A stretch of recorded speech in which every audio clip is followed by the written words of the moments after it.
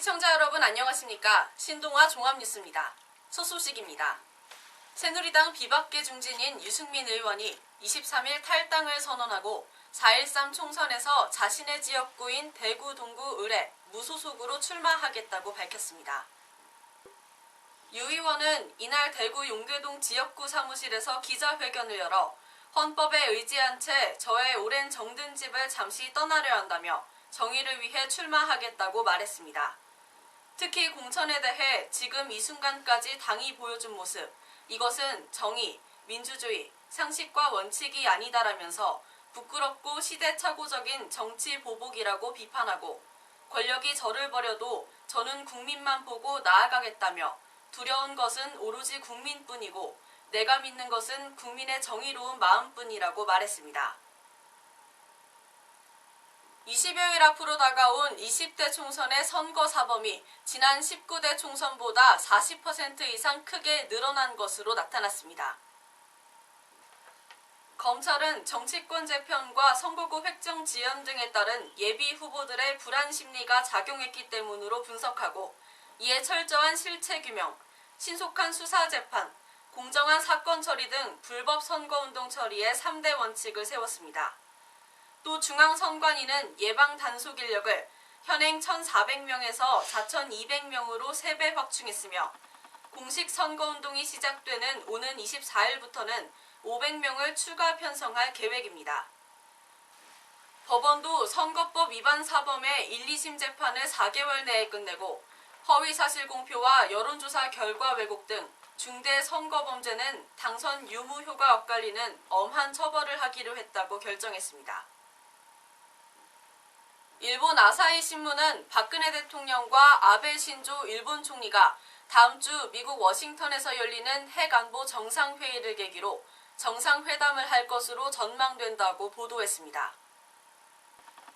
박 대통령과 아베 총리가 워싱턴에서 만날 경우 일본군 위안부 피해자 지원을 위해 한국 정부가 설립하는 재단에 일본 정부가 10억엔을 내는 것을 골자로 한 일본군 위안부 문제 해결 방안에 대한 이행 문제가 주요 의제가 될 것으로 예상됩니다. 이와 함께 두 정상은 회담에서 북한 북핵 문제에 대한 공조 강화 방안도 논의할 것으로 보이며 나아가 두 정상은 한중일 자유무역협정, 영내 포괄적 경제동반자 협정, 환태평양 경제동반자 협정 등과 관련한 문제를 포함해 경제 협력을 강화하는 방안에 대해서도 협의를 할 것으로 보입니다. 통계청 분석 결과 우리나라의 인구가 2030년 5,216만 명을 정점으로 줄어들 것으로 나타났습니다. 30년 뒤인 2060년에는 800만 명 이상 줄어든 4,400만 명 수준으로 떨어지고 인구 구조도 60대 이상이 가장 두터운 형태로 바뀌게 됩니다.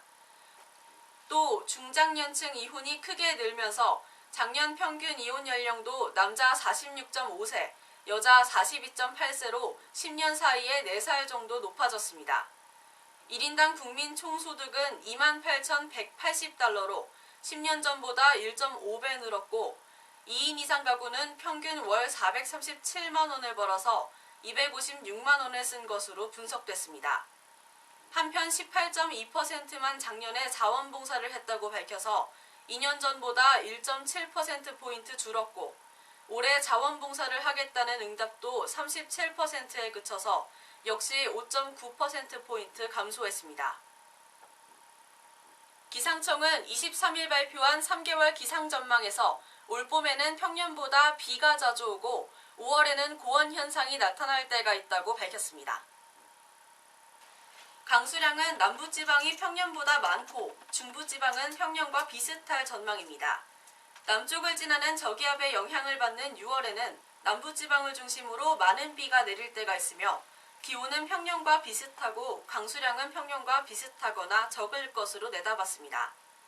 작년에 강한 세력을 형성했던 엘니뇨는 올봄 약화돼 열대 태평양의 수온은 여름부터 정상으로 돌아갈 것으로 전망됩니다.